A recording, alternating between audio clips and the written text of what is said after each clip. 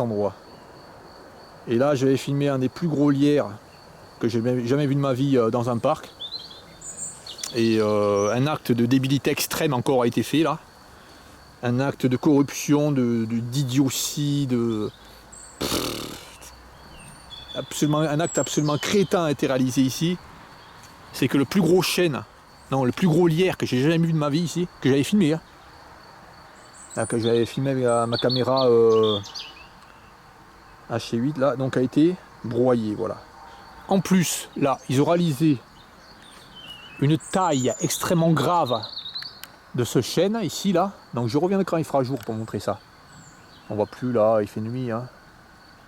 Donc sur des branches qui étaient colonisées par le Cerambyx cerdo, un capricorne protégé.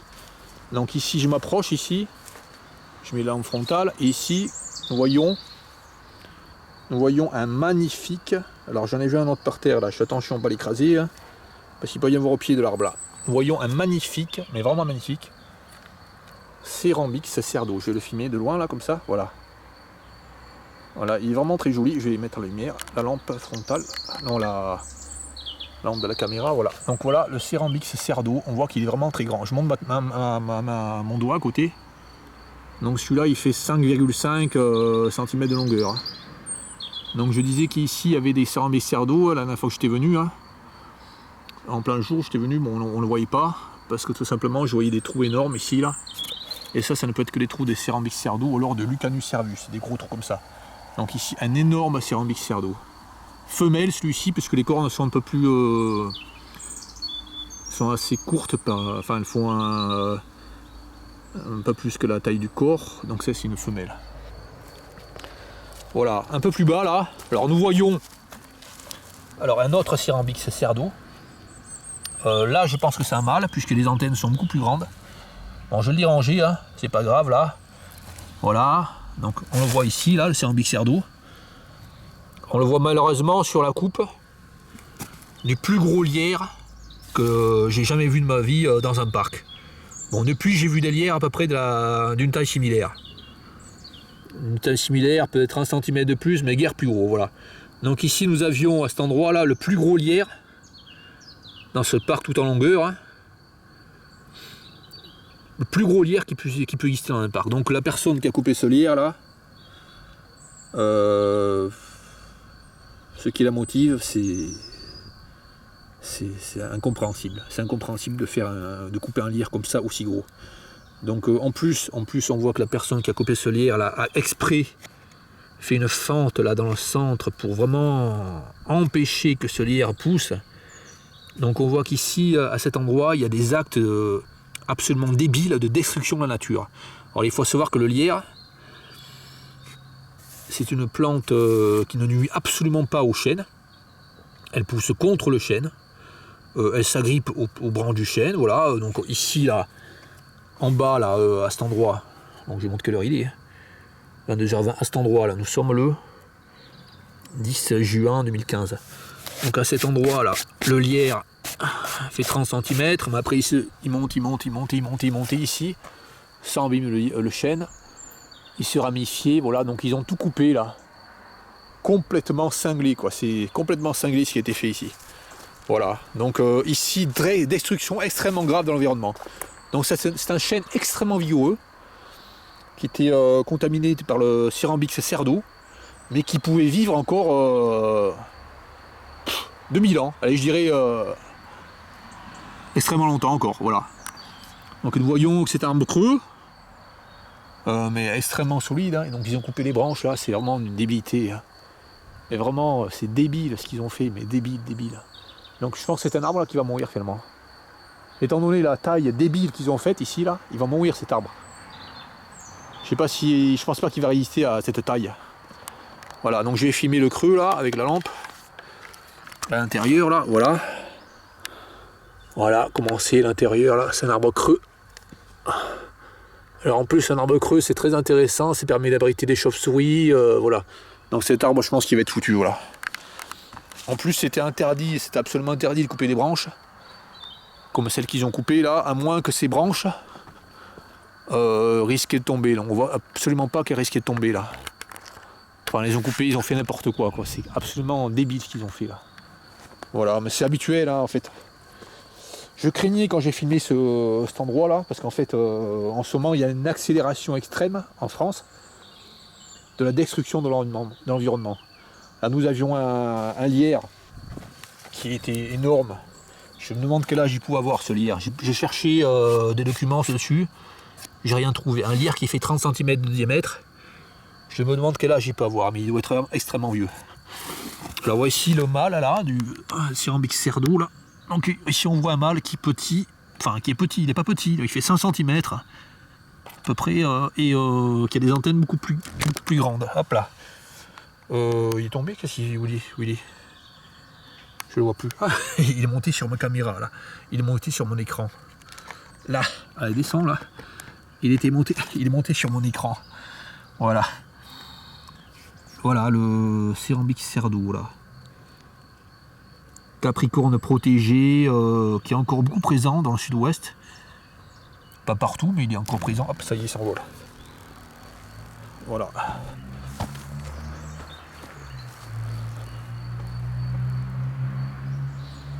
Et qui a disparu de la moitié nord de la France. Et qui, malheureusement, je pense qu'avec les pratiques débiles ici dans le sud-ouest, risque de disparaître. Au rythme où vont les dégradations dans l'environnement ici, ce ne serait pas étonnant qu'ils disparaissent. Je ne sais pas trop comment ils pourraient résister, puisqu'ils sont en train de tout détruire en ce moment. Voilà, c'est vraiment, ça c'est vraiment, c'est répugnant de voir ça. Ça me dégoûte de voir ça tout le temps, mais c'est tout le temps.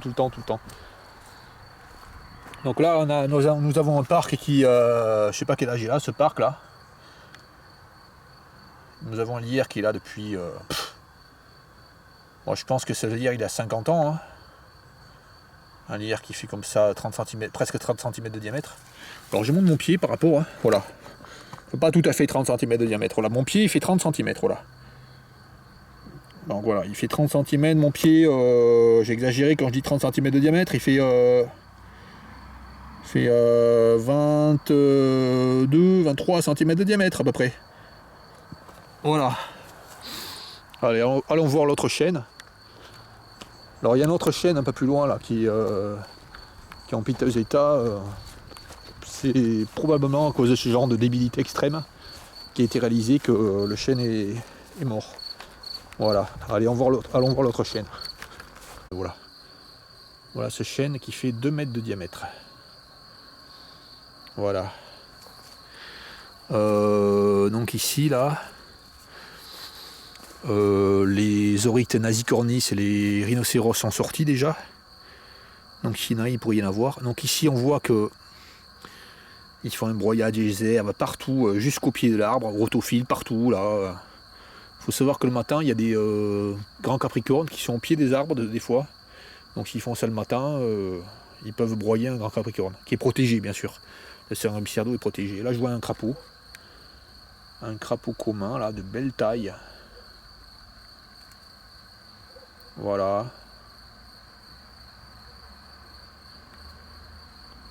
Combien il fait de longueur ce crapaud là? Il est gros. Hein. Je vais pas le laisser, je vais pas mettre ma main à côté. Là, il est gros, il fait, il fait 10 cm de longueur. Voilà. Voilà le crapaud commun.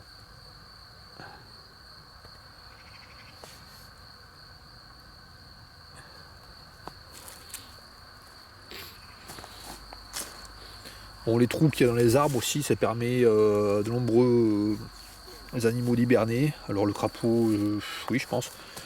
Voilà, là il monte à l'arbre. Là. C'est marrant hein, comment il fait. Il tend ses pattes arrière. Il est vraiment gros. Hein. Ouais, il faut que j'appuie 2 fois sur le bouton, la caméra. Voilà. Voilà. Une autre fois pour que ça ne s'éteigne pas. Sinon c'est en automatique et ça s'éteint quand je le rapproche trop. Voilà. Alors là je sens une odeur qui ressemble tout à fait à l'odeur de l'Oryx nasicornis. L'Oryx nasicornis a une odeur tout à fait particulière. Bon, que je connais, hein, voilà. Alors ici, là, je viens de voir là, un grand capricorne encore, mais vraiment très grand encore. Hein. Alors ça c'est un mâle, hein, vu la taille des antennes. Hein. Vraiment celui-là il est énorme, énorme, énorme. Je vais montrer ma main, je ne vais pas trop le déranger, là j'ai montré ma main à côté. Voilà, j'ai montré mes doigts là, mon pouce. Voilà, ma main, j'ai montré ma main. Je me recule, je montre ma main. On voit que c'est vraiment un insecte énorme, qui fait 5 cm et demi là je pense. Oh là là, il est grand. Peut-être 6 cm. Hein. D'habitude les plus gros ils font 5 cm et demi. Peut-être qu'il dépasse, la taille est plus gros. Hop là, un qui s'est envolé là, j'ai entendu dans les branches là. J'ai touché peut-être une branche là, avec la tête là, voilà. Et hop là, j'en vois un autre ici là. Bon, je fais pas ça souvent, je vais le faire une fois pour montrer. Hein. J'aime pas trop déranger les insectes, je vais faire ça une fois pour montrer. C'est un insecte qui stridule quand on le prend dans les doigts. Bon, je le fais une fois, voilà. Voilà, je laisse tranquille maintenant. Pas déranger les insectes protégés, voilà. Donc ici là, un cérambique cerf de haut, le grand capricorne. Alors un insecte protégé, ça c'est un mâle avec des très grandes antennes. Il fait, les mâles sont plus petits généralement, mais là il fait malgré tout,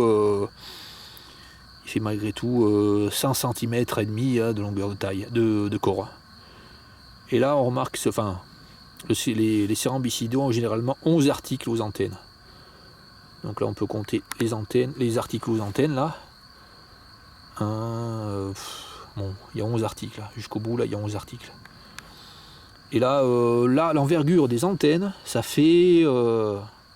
c'est vraiment énorme. Ça fait... je dirais que là l'envergure fait presque 20 cm. Vraiment énorme. C'est le plus gros cérambicidé. Hein.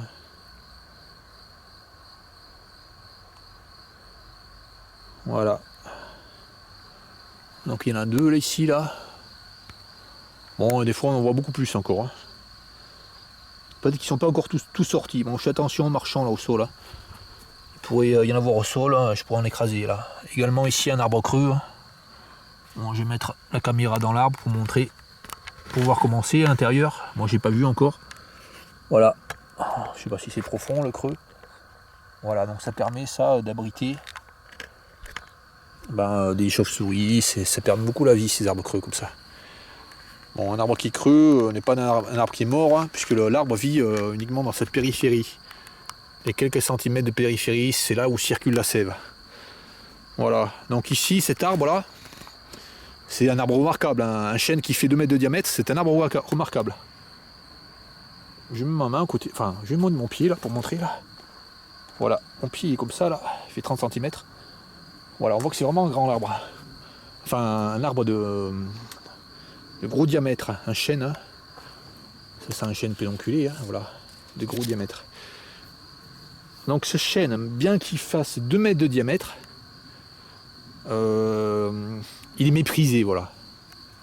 Enfin, je sais même pas si c'est du mépris. Les personnes qui font ça réfléchissent pas à ça. C'est en dehors de toute...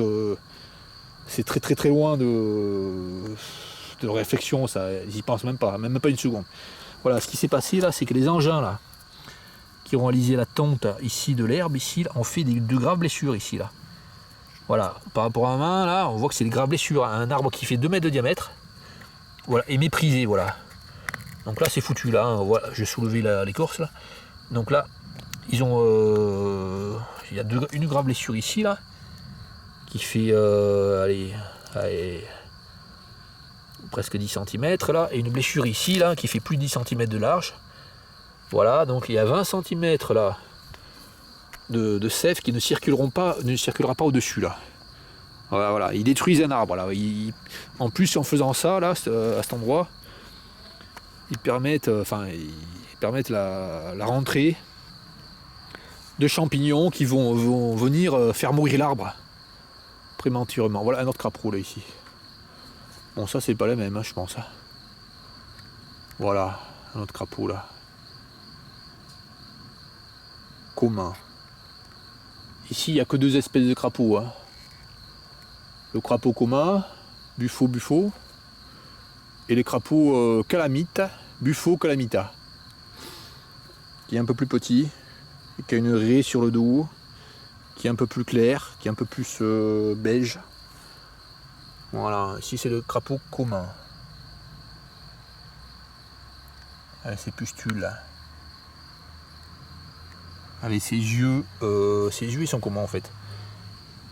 Ah, on va voir ses yeux au crapaud commun.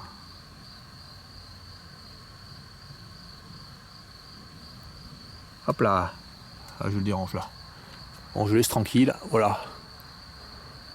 Donc ici, mépris de la nature, mépris d'un arbre multicentenaire. Ah, c'est tragique de voir ça. Si c'était que là, je me dirais, bon, c'est triste.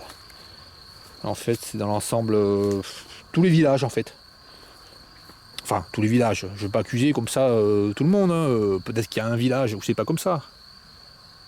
Mais tous les villages dans le sud-ouest où je suis allé, des dizaines de villages que j'ai vus, il y avait une grave destruction de l'environnement. Alors ici, là, je disais justement, que les engins qui passaient au rotofil ici, là, autour, bon, des fois ils font ça le matin, les gars. Ils risquaient de broyer un capricorne, un grand capricorne, qui est une espèce protégée. Et là, ce que je vois là, à mes pieds, là, voilà, c'est un capricorne. Voilà, ben on voit tout à fait qu'il a été broyé là. C'est pas du tout naturel ça. On voit qu'il est coupé là dans cette partie, voilà, un capricorne qui meurt naturellement. Il n'est pas coupé comme ça. Hein, soit, enfin, il peut être mangé par un animal, mais il ne sera pas coupé comme ça. Les élytres seront restés intacts. S'il est mangé, peut-être que l'abdomen est, on voit plus l'abdomen, mais c'est pas coupé comme ça. Donc ça se voit que c'est une destruction, ça, par un engin de broyage. Je pense que c'est la débroussailleuse qui a fait ça là. Bon, nous voyons toujours l'autre là qui reste ici là, qui ne bouge pas là. Bon, je vais le filmer très près pour montrer comment il est joli. Très joli coloptère, brillant. On remarque à quel point il ressemble au petit capricorne Cerambix scopoli, qui lui fait 3,5 cm de longueur. Ouais, je crois que 3,5 cm de longueur maxi là. Il ressemble remarquablement. Peut-être quelques petites différences de l'anthorax là.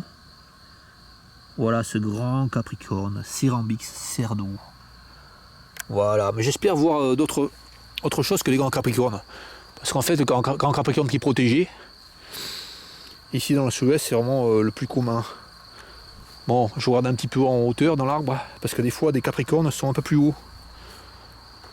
Alors ici, les blessures très graves là, sur cet arbre, qui a peut-être 300 ans. Plus haut là, voilà, non, je vois rien plus haut. Plus haut, il n'y a rien là, apparemment. Bon, on voit pas tout ce qu'il peut y avoir, hein. Il y a des endroits qui sont cachés. Bon, ben ici, 2 Cerambycidés, 2 Cerambix cerdo, sous-famille des Cerambycinés, le Cerambix cerdo. Voilà, allez, passons à l'autre arbre.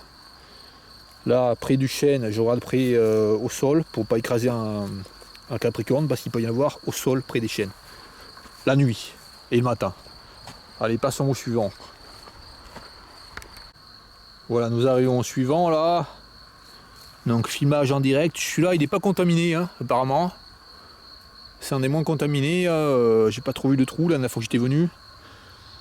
Mais il peut tout à fait y avoir des grands capricornes qui viennent dessus pour pondre.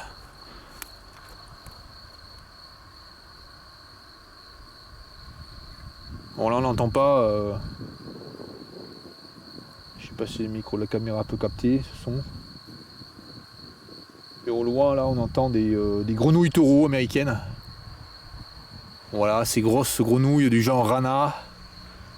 Ces grenouilles géantes qui ont été introduites en France à Arveyres et qui finissent par envahir toute la région, ici, la Libournais. Elles sont même arrivées jusqu'à Blanquefort. L'autre jour, j'étais à côté des lacs de Blanquefort. Et j'en ai entendu en plein jour qui faisaient leur bruit, là, espèce de bruit de... un bruit très sourd, voilà. Bon là ils ont fait une espèce de débilité extrême là, qu'ils n'avaient pas fait les dernières fois, là ils ont fait une taille. Voilà, donc ici les chênes ils étaient pas mal, hein, il y avait des branches qui étaient assez basses, on pouvait passer dessous, en marchant, on effleurait les branches avec la tête. C'était pas gênant, c'était très bien. Hein. Bon là ils ont fait une taille débile, hein, ça sert à rien, voilà. Là quand ils font des tailles comme ça, c'est extrêmement nuisible à la nature en fait. Je montre la branche qu'ils ont coupée là ici. Hein. Parce qu'en fait, les branches du bas là, en fait, elles servent à nourrir. Les cérambycidés, en fait, le grand capricorne se nourrit des branches du bas. Souvent là, les branches du bas, et ce qui fait qu'en fait, s'il se nourrit des branches du bas, ça ne nuit pas la croissance de l'arbre. Puisque ces branches du bas finissent par... Enfin, si elles finissent par mourir, c'est pas grave, il y a des branches qui sont un peu plus hautes. Et ça permet à l'arbre de vivre encore de nombreuses années. Voilà. Mais en fait, s'il coupe les branches du bas, ben, le grand capricorne il va davantage s'attaquer aux branches, enfin au tronc, ce qui finalement va davantage précipiter l'arbre vers la mort. Enfin, bien que le grand capricorne ne précipite pas l'arbre vers la mort. Il peut y avoir des attaques de grand capricorne des années sur un arbre. Voilà. Bon allez, passons à l'autre, qui est un peu plus loin vers là-bas. On voit plus là, il fait nuit. Hein. Bon à 10 mètres là, ce sont des robiniers faux acacias qu'il y a apparemment là, les gens qui s'occupent du parc là ne font aucune dissection entre les robiniers faux acacias. En fait, dès qu'ils voient un arbre ici, ils coupent, voilà. Donc ils sont coupés à 10 mètres de hauteur. Bon, le robinier faux acacia, normalement, il devrait être éliminé cet endroit-là. C'est un arbre qui sert à rien, c'est une plante invasive. Voilà, il devrait enlever cet arbre ici. Pour la nature, il est inutile. Bon, on va pas trouver de capricorne dessus là. Ça c'est un peu stérile pour l'environnement. Allez, passons au suivant là qui est mort. Alors là, c'est un arbre vraiment remarquable. Hein. Encore. Hein. Oh, il est pratiquement aussi gros que l'autre qu'il y avait là. Donc ici, c'est un arbre qui est mort, hein. Un chêne. Hein. Bon, il fait pas tout à fait aussi gros que l'autre, hein. Il fait pas 2 mètres de diamètre. Ah si, dans cette partie là, parce qu'il est un peu ovale. Là, bon, non, il fait pas 2 mètres de diamètre, celui-là il fait 1m60 peut-être, voilà. Donc celui-ci est mort. Alors bien sûr, il est peut-être pas mort naturellement. Hein. On voit ils ont fait des tailles complètement débiles ici là. Les années précédentes ils ont dû faire un peu comme l'autre. Hein. Ce qui fait que ça l'a précipité vers la mort, voilà. Je pense que celui qui était en parfaite santé que nous avons eu au début là, le premier, qui fait à peu près 1m20 de diamètre. Au départ il était... celui-là il était comme ça là, il était en parfaite santé, mais ils ont réalisé des tailles débiles, puis ils l'ont précipité vers la mort. Et puis aussi ils ont fait des graves blessures sur le côté là, comme on voit là, à cet endroit là. Puis ça forcément ça vraiment nuit à sa croissance, à cet arbre. Voilà. Donc ici là vraiment c'est un arbre qui est contaminé par le grand capricorne, Cérambix d'eau. Hein. Voilà, il est mort hein, à cause des tailles débiles. Il y a peu de temps, hein, puisqu'on voit les petites branches encore là. Et ce que l'on voit aussi là, je vais ici l'éclairer blanc frontal là. Voilà. On voit des branches coupées là, complètement débiles les mecs. Ce qu'ils ont fait c'est complètement débile. Voilà. Donc sur cet arbre là, il y avait beaucoup d'Oryx nasicornis là, des rhinocéros. Ce scarabéidé de grande taille qui fait 4 cm de longueur, un peu plus de 4 cm des fois. En général les beaux individus font 4 cm là. Bon là j'en vois pas, bien que les rhinocéros ils sont sortis déjà, j'en ai vu près des lampes. Malheureusement ceux qui vont près des lampes là, dans les rues, où il y a des lampes avec des lumières extrêmement vives. Ils vont près des lumières extrêmement vives, qu'il y a au niveau des croisements, au niveau des passages cloutés, et puis ils se font écraser par les voitures. Voilà. Parce qu'en fait, dans les villages où ils mettent des lampes de couleur orange, ils mettaient des lampes extrêmement vives, blanches, qui attirent les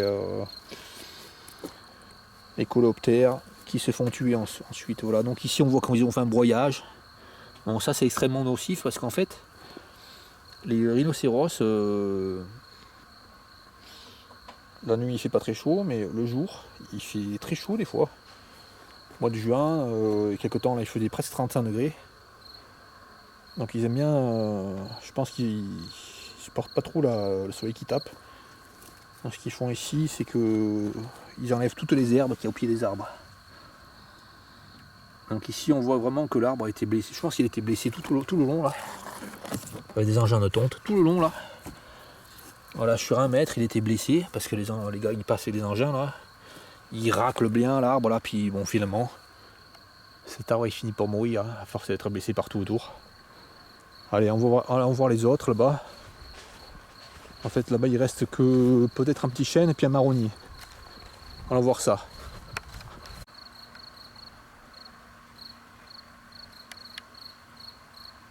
Voilà, à peine j'ai dit que là-bas il reste un petit chêne, un marronnier. Que là je tombe sur un petit chêne que j'ai oublié là, qui est oublié ici, à cet endroit là, au milieu. Donc c'est un petit chêne là, qui était en parfaite santé. Hein. Donc ils l'ont coupé, voilà. Ils l'ont coupé de manière totalement illégale. C'est strictement interdit de faire ça. Puisqu'ici nous avions un chêne donc, qui était en parfaite santé. Hein, qui était contaminé par le cérambyque cerdo bien sûr, mais ça se voit puisqu'il était contaminé en bordure de l'arbre. Donc il était contaminé récemment, il était contaminé aussi anciennement là. Voilà, donc ici là, ils ont coupé cet arbre de manière totalement illégale. C'est strictement interdit de couper un arbre qui contient des larves de cérambyque cerdo. Donc là on voit que le bois n'est pas à côté. Quand ils coupent un arbre, quand c'est obligé, ils doivent laisser le bois à côté. Donc ça c'est illégal ce qu'ils ont fait là. Et on voit ici des lucanidés. Alors, il y a un petit qui était là dessus, là, qui est tombé, qui s'est laissé tomber quand il m'a vu arriver. Il est tombé par là. Et là, il y a un petit lucanidé là. C'est un petit lucanidé qui fait 2 cm à 3 cm pour les plus gros, voilà. C'est le Dorcus parallépipède, ou petite biche. Voilà, en fait, mâle et femelle se ressemblent assez. Le mâle a les mandibules un peu plus écartées, voilà. Il n'y a pas de dimorphisme sexuel aussi important que pour l'autre lucanidé qui est protégé, le Lucanus cervus. Voilà. Donc c'est récent là, ils ont fait le coupage de l'arbre récemment là. Voilà.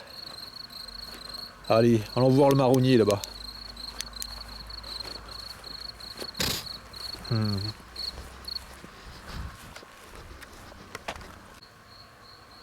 Voilà, nous arrivons au marronnier. Donc ici, une branche de marronnier qui est tombée là.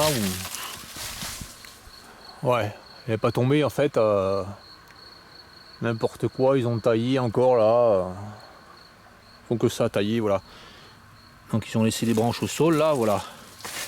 Donc je viens ici voir s'il n'y a pas de cérambycidés sur ce marronnier. Bon, il y a moins de cérambycidés sur le marronnier. Mais bon, on voit souvent des trous comme ça de cérambycidés. Enfin, pas comme ça, parce qu'il n'y en a pas ici. On voit des trous de cérambycidés de temps en temps sur les marronniers. Donc on voit que ce marronnier là, a été blessé, alors j'ai déjà montré. Hein. En fait, il a été blessé de multiples fois. En fait, on voit qu'à chaque fois, là, il est blessé avec un engin qui fait la tonte. Alors il se reconstitue, là, il y a un bourrelet de bois qui repousse par-dessus, là. Et ensuite, hop, il est reblessé, un bourrelet de bois qui repousse par-dessus, il est reblessé, etc. Donc ces arbres là qui sont dans les parcs, que ce soit des marronniers, des chênes ou n'importe quel arbre, subissent de graves blessures annuellement. Voilà. Ici un bel escargot, hein, voilà, un petit gris. Donc cet escargot là, il était sur les plantes qu'il y avait au pied là. Au pied du marronnier, et puis là il se retrouve là, Voilà, il se retrouve avec de la bouillie d'herbe. Il n'a plus rien à manger là. Voilà. Plus d'escargots. Voilà, ici je vous montre les trous. Les petits trous de cérambycidés, ici, là, de buprestidés peut-être. De buprest. Donc, ou alors de petits lucanidés. Comme la petite biche, voilà.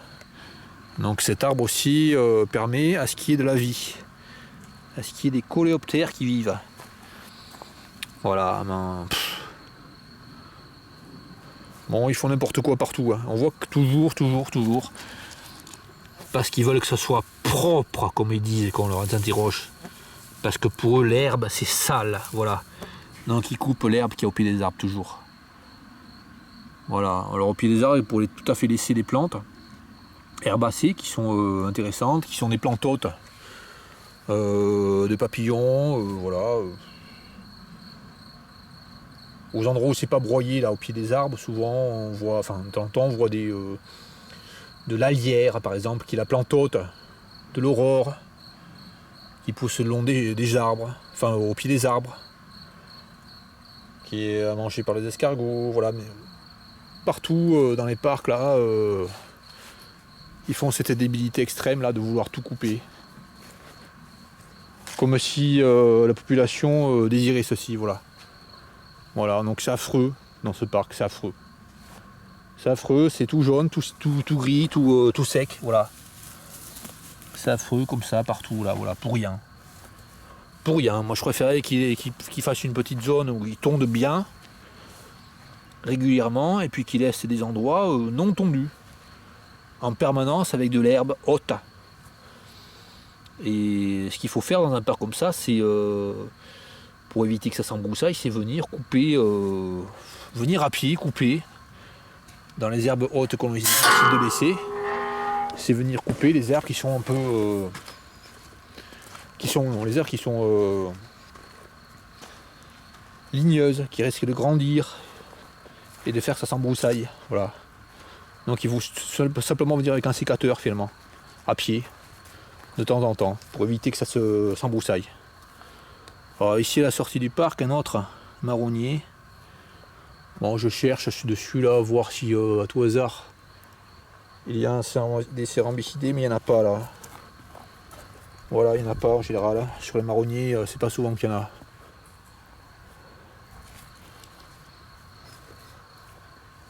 Voilà, allez, retour. Et puis je vais peut-être refilmer là si je vois quelque chose d'intéressant sur le premier, sur lequel il y avait beaucoup de grands capricornes. Donc voilà, là, je reviens au chêne du début. Donc là, des capricornes, les grands capricornes, ils sont tombés quand j'ai filmé là. 1, 2,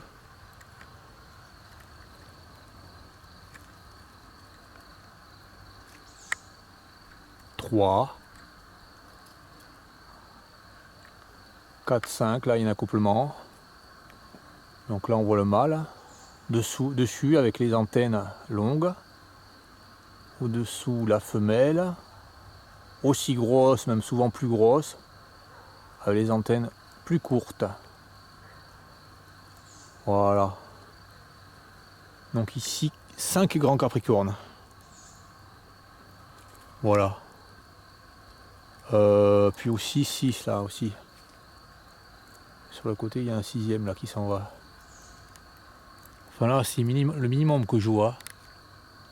Après si je regarde en haut là. Bon là c'est pas évident parce que bon, faut arriver à filmer. De nuit là, je l'attends pas là. Bon j'arrive pas là parce que je vois pas avec la luminosité peut-être trop faible. Il y en a aussi là beaucoup. Bon en fait il y a une vingtaine, peut-être une vingtaine de Cérambyx cerdou ici c'est cet arbre. Aussi ce qu'il faut savoir c'est que sur les branches qu'ils ont coupées là, alors la grosse branche là forcément elle était contaminée hein, sur le bord par le Cérambyx cerdou. Enfin, j'ai pas vu mais bon. Là, ce qu'ils font là quand ils coupent les branches, ils enlèvent les larves qu'il y a dedans. de céramique d'eau.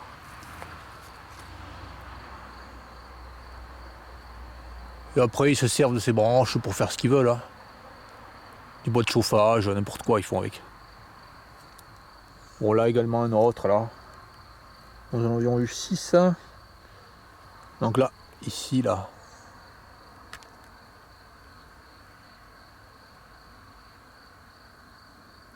« 7, 8. Là. 9. Bon en fait il est vraiment couvert de grand capricorne cet arbre.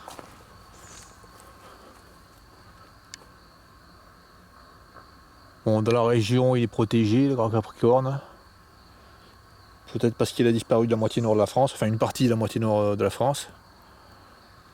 En fait cette protection est peut-être arbitraire, pas réfléchie. Beaucoup d'espèces de capricornes sont beaucoup plus rares, mais 1000 fois plus rares et ne sont pas protégées. Voilà.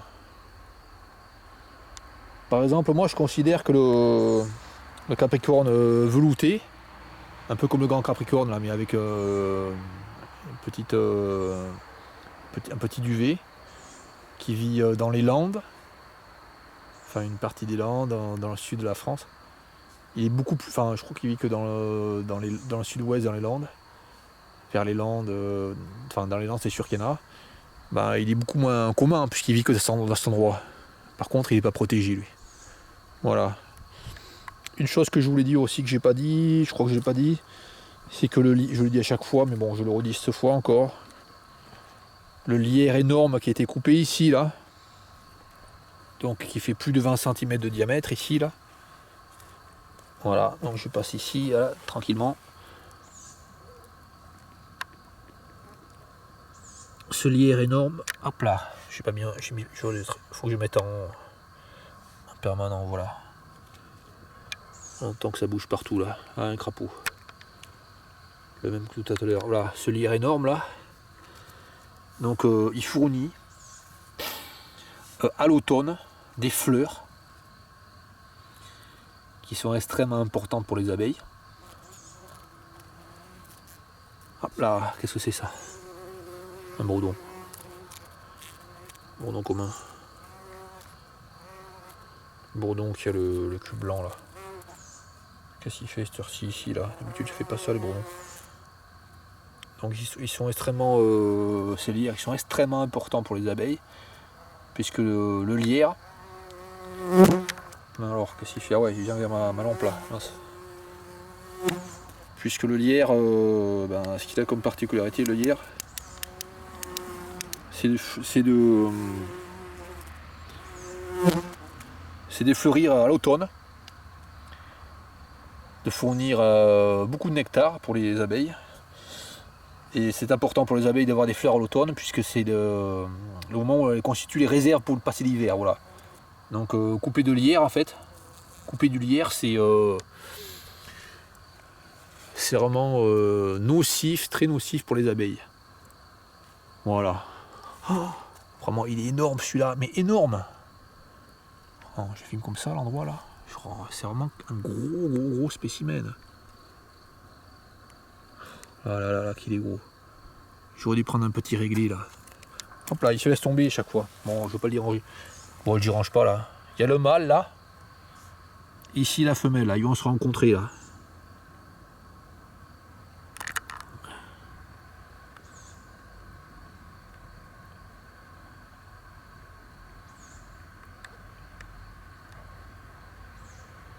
Je monte mon doigt à côté.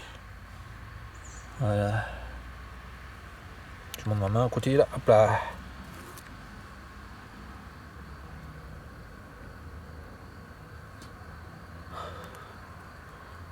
Bon, ici à chaque fois aussi quand il passe les tondeuses là, les racines qui dépassent, là, il les coupe. Hein. Voilà.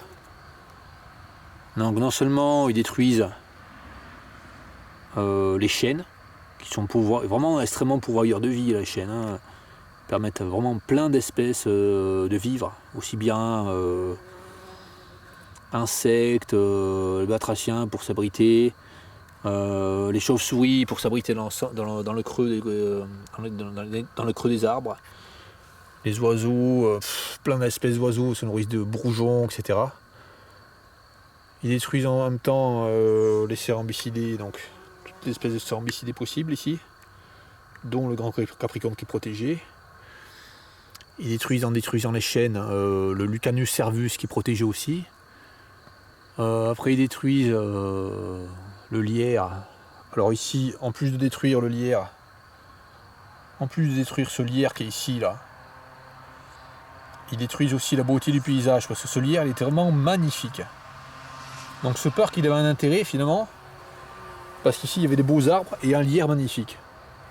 Maintenant ce parc il est beaucoup moins intéressant, hein. Alors là, moi j'avais plaisir de venir dans ce parc là pour regarder le lierre. Admirer ce bel arbre avec ce lierre là qui grimpait. Maintenant il n'y a plus à y avoir grand chose d'intéressant. Voilà. Ils ont tué toute la vie dans ce parc.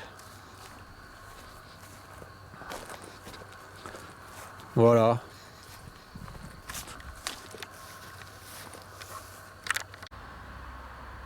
Alors nous étions sur le bord de la clôture, là, de l'autre côté, sur le chêne dont le lierre a été coupé.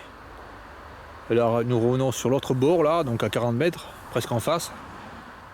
Et là, nous remarquons que bon, l'herbe a été impitoyablement coupée, là. Tout ce qui est graminé, là, il y a peu de temps, là. Donc, ça fait des gros tas d'herbe ici, là. Là, il y a plein de moustiques, là, enfin plein de petites mouches qui sont sur mon visu, là, parce qu'il y a la lumière. Donc ça a été coupé, là, ça fait des gros tas, c'est sans vie, ça détruit la vie. Hein.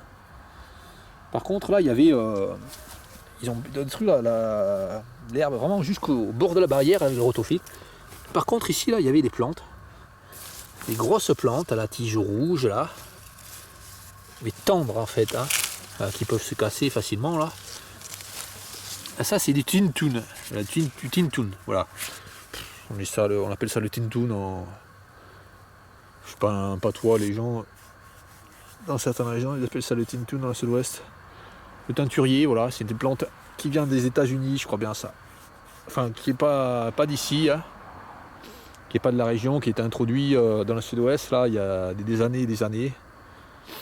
Des dizaines et des dizaines d'années, donc ça fait des graines qui servaient à un moment donné à teinter le vin. C'est interdit maintenant, voilà. Donc ça, c'est une plante qui n'est pas du tout une plante de la région. Elle était tout à fait à la portée des engins de coupe là. Donc ils auraient dû couper cette plante là, mais en fait ils l'ont pas fait. Voilà, ils coupent en fait les plantes autochtones apparemment. Il n'y a aucun choix vraiment orienté pour le bienfait de la nature ici. Hein, voilà, donc ici ils sont passés aussi là encore. On voit le tintoun qu'il a. Ils ont bien rasé tout ce qu'il y avait là comme plante autochtone. Le tintoun ils l'ont laissé. Le teinturier ils l'ont laissé, voilà.